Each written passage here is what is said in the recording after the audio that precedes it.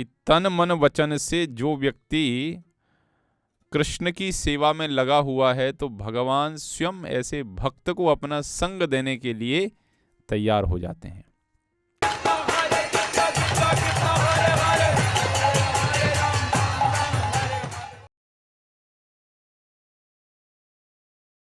ताम स्तन्य काम आसाद्ध मथनन्तीं जननीं हरिः गृहीत्वा दधिमन्थानं न्यषेधत् प्रीतिमावहन्।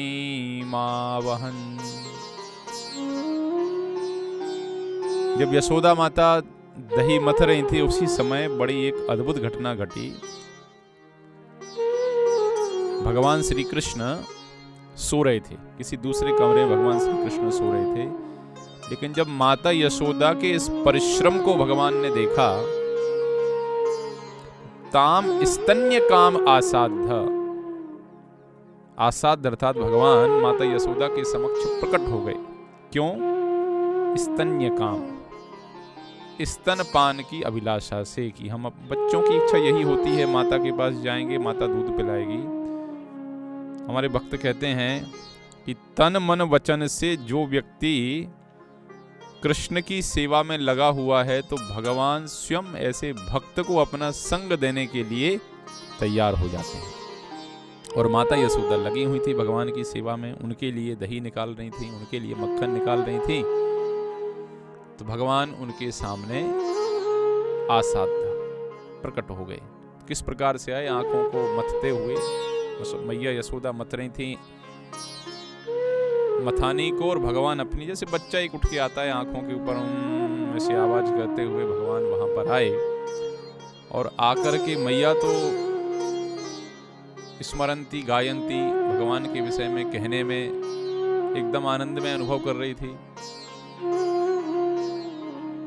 तो भगवान श्री कृष्ण आए और क्या करें, तो आकर के उन्होंने गृहीत्वा दधिमंथानम, मथानी को जो है पकड़ लिया। तो माता यशोदा एक बार खुश भी हो गई। खुश इसलिए हो गई, उन्होंने कहा वाह भैया, हमारा बालक छोटा है लेकिन शक्ति बहुत है इसके पास, यदुवंशी है, हमारे मथती हुई मथानी को इसने पकड़ लिया। तो गृहीत्वा दधिमंथानम, मथानी को भगवान श्री कृष्ण ने पकड़ लिया। और आए किस इच्छा से? इस इच्छा से आए थे स्तन्य काम, कि हमें भैया दूध पिलाएगी। तो इस प्रकार से भगवान अंदर आए और इस सब से न्यषेधत प्रीतिम आवहन, और इस प्रकार से भगवान श्री कृष्ण माता यशोदा के लिए प्रेमपूर्ण परिस्थितियां उत्पन्न करने लगे। उनका जो मातृ भाव है, वात्सल्य भाव है, उस वात्सल्य भाव में वृद्धि करने लगे। और स्वाभाविक रूप से माताएं समझ ही जाती हैं कि जब बच्चा आता है नींद से उठ के, तो माताओं को ये अनुभूति होती है कि इनको क्या करवाना है, स्तनपान कराना है।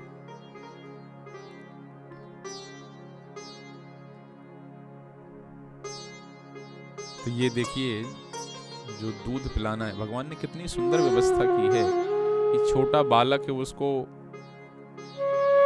हिमाचल का और कश्मीर का सेव मिले चाहे नहीं मिले, चाइना का एक फल आता है ड्रैगन फ्रूट, उसको ड्रैगन फ्रूट मिले चाहे नहीं मिले, लेकिन भगवान ने बच्चे के पालन पोषण की ऐसी व्यवस्था की है कि स्वाभाविक रूप से माता की जो स्तन ग्रंथियां, स्तन ग्रंथियों में जब बच्चा गर्भ में होता है, पैदा होता है, तो स्वाभाविक रूप से माता की ग्रंथियों से दूध का स्राव होने लगता है।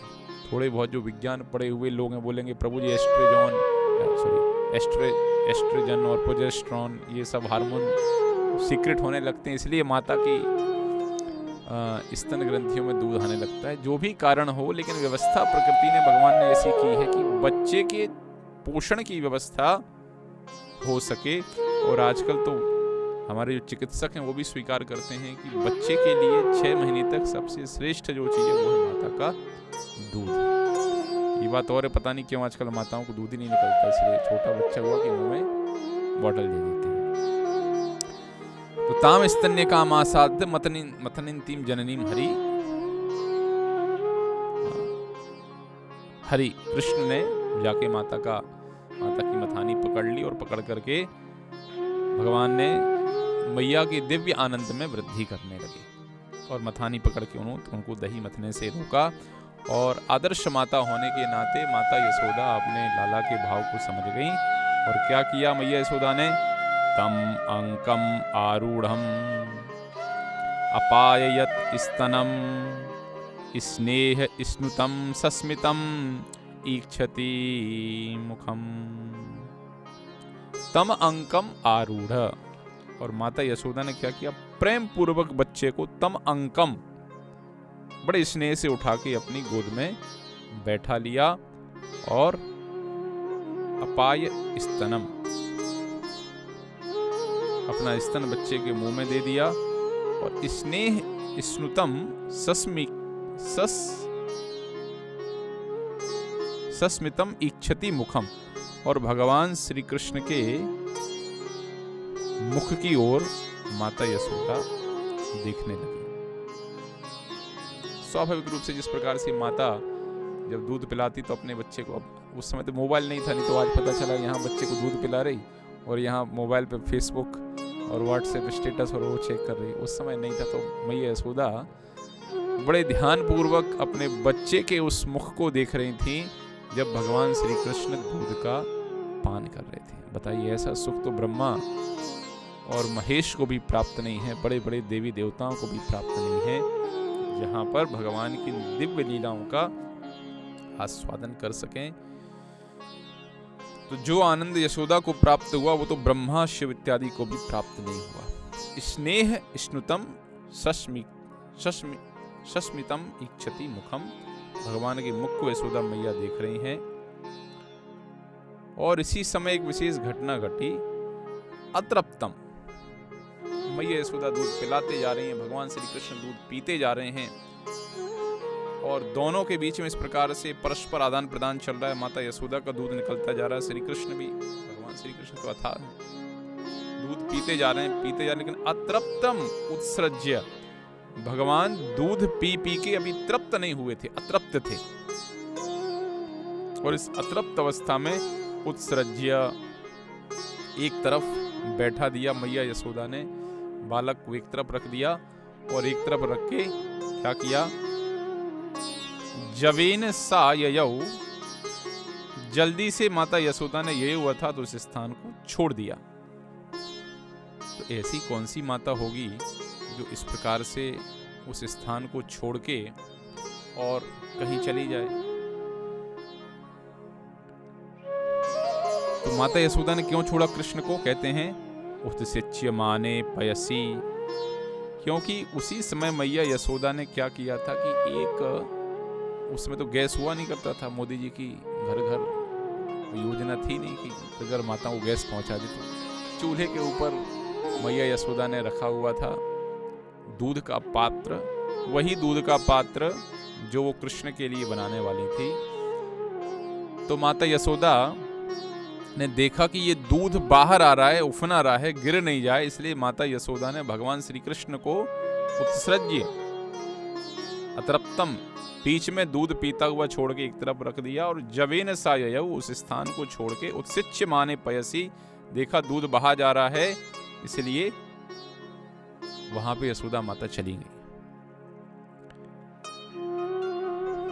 हमारे आचार्य कहते हैं कि दूध क्यों उफना रहा है, तो वास्तव में भगवान के धाम में हर चीज क्या है, चेतन है। इसलिए हमारे भक्त लोग आप देखेंगे किसी बर्तन में पैर लग जाएगा, जल्दी से उसको स्पर्श करेंगे।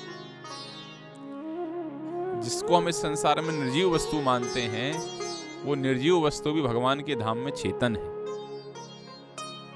तो दूध भी चेतन था, तो दूध कह रहा था कि हमारा मतलब क्या है, सब तो कृष्ण मैया का दूध पिए जा रहे हैं, हमारे दूध का कोई मतलब नहीं है, तो अच्छा यही होगा कि हम आत्महत्या कर लें, सुसाइड कर लें। तो दूध जो है उफना रहा है और जाके नीचे गिर रहा है। तो माता यशोदा ऐसा विचार करती, ठीक है अपने पास इतने लाखों लाखें गईये हैं, यदि थोड़ा बहुत हमारा लाला हमारा दूध पी रहा है, पी लें दो इसको, क्यों साइड में बाजू में उतार के रखना। तो माता यशोदा ने ऐसा विचार किया कि देखो हमारा दूध तो हमेशा उपलब्ध है, 5 मिनट बाद पी लेगा, लेकिन यदि ये दूध उफन के गिर गया तो फिर गिर गया, फिर वापस ये नहीं आ सकता है। तो इसलिए माता यशोदा ने बालक को बिठाया बाजू में और उस दूध को किस प्रकार से वो गिरने से बचा लें उसके लिए चली गई। श्रील प्रभुपाद जी तात्पर्य में लिखते हैं कि हम भक्तों के जीवन में भी ऐसी कभी कभी ऐसी स्थिति आती है कि दो कार्य हैं, दो कार्यों में से हमें एक कार्य चुनना पड़ता है कि अभी कौन सा काम पहले करें, कौन सा कार्य बाद में करें। तो देखिए, जीवन में, भक्तों के जीवन में ये विचार आता है कि कौन सा काम पहले करें, कौन सा बाद में करें, क्योंकि उनके दोनों कार्य क्या हैं, भगवान की सेवा के लिए हैं। जैसे मान लीजिए मंदिर में कीर्तन हो रहा है और कहीं कोई प्रभु जी उनकी कुछ सेवा है, तब क्या करें, मंदिर में कीर्तन करें कि प्रभु जी की सेवा में जाएं? अब प्रसाद खाना भी सेवा है, प्रसाद खाने की सेवा करें कि क्लास में बैठने की सेवा करें, ये सब सेवा है। तो कभी कभी चुनाव करना पड़ता है, इन दो कार्यों में से कौन से कार्य करें। लेकिन सामान्य रूप से सांसारिक जीवन में हमें निर्णय किस प्रकार से लेना है, कौन सा कार्य करें, तो हमेशा हमारे निर्णय लेने का आधार ये होना चाहिए कौन सा कार्य करने से हम भगवान के प्रति ज़्यादा अनुरक्त होंगे, भगवान की भक्ति में हम तीव्रता से लगेंगे और कैसे हमारी भगवान के चरणों के प्रति अनुरक्ति और बढ़ेगी। ये विचार करके हमें जीवन में निर्णय लेना चाहिए। जैसे मान लो किसी बच्चे को शादी करनी है, तो दो लड़कियां हैं शादी करने के लिए। अब एक पता है बिल्कुल भक्त स्वभाव की है लड़की है, लेकिन थोड़ी सी देखने में रंग इसका थोड़ा सा डाउन है, थोड़ी सी श्याम वर्ण है, और दूसरी है जो बहुत गोरी चिट्टी है, लेकिन पता है कि भक्ति जीवन में संभवतः जितना स्वभाव उसके विषय में जाना है, जो किया है कि थोड़ा सा भक्ति में ये अपने को ऊपर नीचे कर देगी, प्रतिकूल स्वभाव है। अब किस प्रकार से निर्णय लें, कौन सी कन्या सेवा करें, दोनों की कुंडली मिल रही है, दोनों ही शिक्षित हैं, दोनों सब अनुकूल है, तो यहाँ पे आधार होता है कि थोड़ा सा रंग श्याम वर्ण चलेगा, लेकिन इसके साथ में रहना हमारी भक्ति के अनुकूल है। आपको कहीं पढ़ने के लिए जाना है, दोनों एक ही कोटि के, एक ही प्रकार के कॉलेज हैं, महाविद्यालय हैं, तो आप निर्धारित करिए कि हमें कहाँ पर भक्तों का संग सरलता से प्राप्त होगा, जहाँ हम कृष्ण की भक्ति में आगे बढ़ सकेंगे। दो जॉब का आपके पास ऑप्शन है, कौन सी जॉब करें, निर्धारित करें कि किस में हमें भगवान के प्रति सेवा करने का भाव, भगवान की सेवा करने का समय अधिक उपलब्ध होगा। इस प्रकार से जीवन में निर्णय लें। तो जीवन में निर्णय लेने का आधार होना चाहिए कि किस प्रकार से हम कृष्ण की भक्ति में आगे बढ़ें। फिर भी माता यशोदा को यहाँ तो दोनों ही कार्य, स्वयं दूध पिलाना भी कृष्ण की सेवा थी, और जिस दूध को बचाने के लिए वो गई थी, जिससे बाद में कृष्ण के लिए मक्खन तैयार करने वाली थी, वो भी क्या था, कृष्ण की सेवा ही थी। तो जब दोनों ही कृष्ण की सेवा है, तो फिर निर्णय कैसे लिया जाए। श्रील प्रभुपाद जी कहते हैं, तेसाम सतत युक्तानाम भजताम प्रीतिपूर्वकम ददामि बुद्धि योगम तम येन माम उपयान्ति ते। भगवान आपको बुद्धि प्रदान करेंगे, ददामि बुद्धि योगम तम, लेकिन कब प्रदान करेंगे, तेसाम सतत युक्तानाम, यदि हमेशा हम भजताम प्रीतिपूर्वकम, हम भगवान के प्रति स्नेह रखते हैं, हमेशा उनके भजन में लगे हुए हैं, तो भगवान बुद्धि प्रदान करेंगे। और इस अवस्था में जो हमें बुद्धि आएगी वो वास्तव में भगवान के द्वारा, परमात्मा के द्वारा प्रेरित है। लेकिन यदि तेसाम सतत युक्तानाम, हमेशा हम भगवान की सेवा में युक्त नहीं हैं, उनके प्रति प्रेम भाव नहीं रखते हैं, तो फिर वो बुद्धि भगवान से, परमात्मा से नहीं आ रही, वो हमारे मन का वेग है। तो इसलिए किस प्रकार से भगवान स्वयं क्षमता प्रदान करेंगे, भगवान मार्गदर्शन करेंगे। कई बार भगवान परमात्मा के रूप में मार्गदर्शन करते हैं, और कई बार भगवान अपने किसी शुद्ध भक्त को हमारे पास भेज के और हमें किस प्रकार से इस मार्ग में आगे बढ़ना है उसका मार्गदर्शन कराते हैं। तो माता यशोदा चली गई दूध को उठाने के लिए। अब फिर वही बात है कि जब व्यक्ति की इच्छा में बाधा पड़े तो व्यक्ति को क्या आता है, क्रोध आता है। क्रोध, कामात क्रोध अभिजायते। भगवान कृष्ण की इच्छा थी, अभी अतृप्त थे, दूध पीने की इच्छा थी। भगवान श्री कृष्ण ने विचार किया। शुद्ध गोस्वामी कहते हैं, संजात कोपः स्फुरितारुणाधरम संदश्य ददभीर्दधिमन्थ भाजनम भित्वा मृषाश्रूर्दशदश्यमनारहो जघास हय्यंगवंतरम गतः। जब इस प्रकार से माता ने रख दिया तो भगवान थोड़े से क्या हो गए, संजात कोपः, भगवान क्रुद्ध हो गए, क्रोधित हो गए।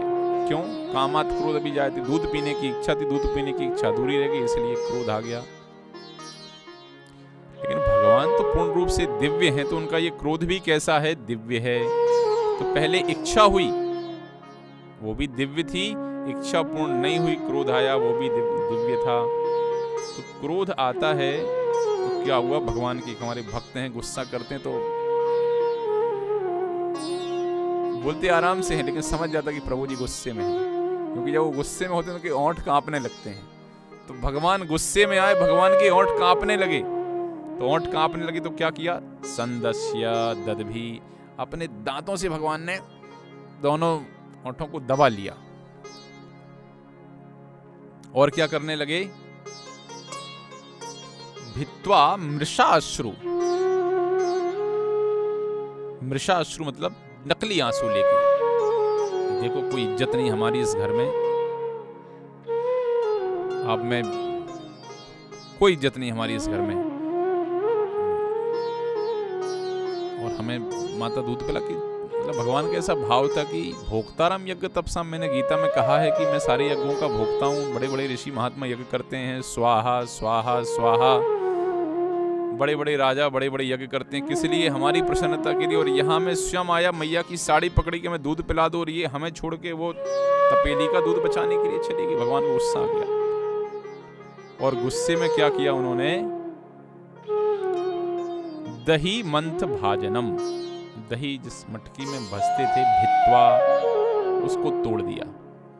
दही मंथ भाजनम, मटकी को तोड़ करके और आंखों में नकली आंसू भर लिया, मतलब शोक दिखा रहे हैं कि अपने गुस्से को प्रकट कर रहे हैं। कई बार ऐसे व्यक्ति होता है ना, अपने बच्चे कई बार उनको कोई चीज़ नहीं दो, वो बोलेंगे गुलाब जामुन हमें खाना है, नहीं दो गुलाब जामुन, तो क्या करते हैं, ऐसे आंखें मचलाएंगे और ऐसे रोने की एक्टिंग करेंगे, लेकिन वास्तव में वो रो नहीं रहे हैं। तो इसी प्रकार से भगवान श्री कृष्ण अपने इस रोष को मृषाश्रु, आंखों में नकली आंसू भर करके व्यक्त कर रहे हैं। गुस्सा तो आ गया, गुस्सा दिखाना पड़ेगा, सो क्या किया भगवान ने, दधि मंत भाजनम भित्वा, क्या करें क्या करें क्या करें क्या करें। तो वहीं देखा कि जहां मैया छोड़ के गई थी वहीं एक पत्थर पड़ा हुआ था।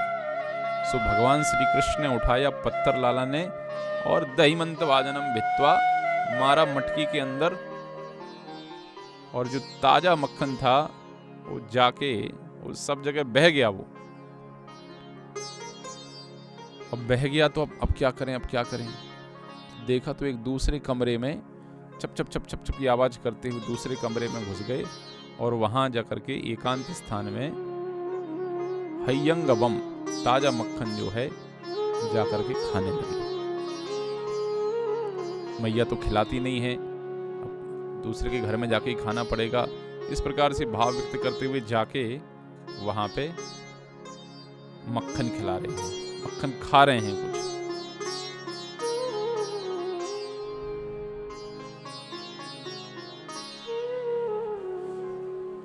तो माता यशोदा थोड़ी देर में लौट के आती है, और क्या देखती है, उत्तार्य गोपी सुश्रुतम पयः पुनः प्रविश्य चंद्रस्य चादर्यमत्रकम भगनम विलोक्य स्वसुतस्य करमता जहासतम चापी न तत्र पश्यति। अब माता यशोदा जब उत्तार्य गोपी, सुश्रुतम जो बहुत गर्म दूध था उसको उतार दिया उसने, और फिर से जहां पे मथ रही थी, जहां बालक को दूध पिला रही थी, उस स्थान में फिर से प्रवेश किया। और प्रवेश करने के बाद क्या देखती, भगनम, जो दही की हंडी थी वो टूटी हुई थी, और उसको देख के यशोदा मैया समझ गई कि ये सारी करामात किसकी है, हमारे लाला की करामात है। जहास्तम चापी, और उसको देख के हंसने लगी। हमारे आचार्य कहते हैं यशोदा मैया क्यों हंस रही है। मान लीजिए आपकी कार में आपका बच्चा एक डंडा उठाए और मार दे, फोड़ दे, तो आप हंसेंगे, हा हा हा हा, बहुत बढ़िया बेटा, बहुत बढ़िया, हमारा हृदय खुश हो गया। कौन हंसेगा? मोबाइल उठाए बच्चा पटक दे जमीन में, कौन हंसेगा? तो मैया यशोदा क्यों हंस रही है फिर? तो हमारे एक आचार्य कहते हैं कि मैया यशोदा ने देखा कि उनके लाला ने जिस प्रकार से मटके के अंदर छेद किया था, एकदम गोल गोल, ऐसा बॉल के जैसा छेद किया था, देख के खुश हो गई कि लाला है छोटा लेकिन बड़ा कलाकार है, इतना शानदार छेद किया है। तो इसलिए मैया यशोदा हंस रही है। और करतूत तो जान ही गई कि ये सब कलाकारी कृष्ण की है। अब कृष्ण गया कहाँ? तो भगवान श्री कृष्ण ने मटकी तो फोड़ दी, मटकी फोड़ने के बाद अब लगा डर, अब मैया आएगी। तो आओ देखा ना ताओ, जाना था कि कहीं से निकल के कहीं जा सकें, लेकिन जाएं कैसे? तो अब छोटे छोटे से पैर थे तो पार तो कर नहीं सकते थे। वहां से दही बह रहा था जो हंडी में रखा हुआ था, और उसी दही के ऊपर छप छप छप छप छप छप पैर करते हुए भगवान श्री कृष्ण वहां से निकल गए। और निकल के तो माता यशोदा समझ गई कि ये बच्चा वो बरामदे में, फिर बरामदे से उस कमरे में गया है। इस प्रकार से माता यशोदा वो बच्चे को देखने के लिए गई। जब जाती हैं तो एक बड़ा ही विशिष्ट दृश्य देखती हैं माता यशोदा। क्या देखती हैं?